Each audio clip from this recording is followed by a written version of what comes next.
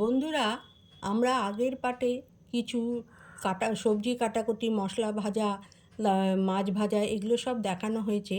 এবার আমরা রান্না দেখাচ্ছি।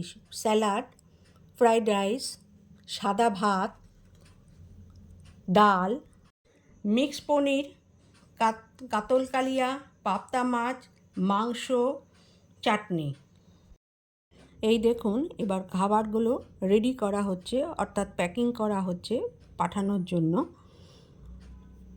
এই দেখে আপনাদের যদি পছন্দ হয় বা ভালো লাগে তাহলে সাবস্ক্রাইব বা লাইক করে দেবেন।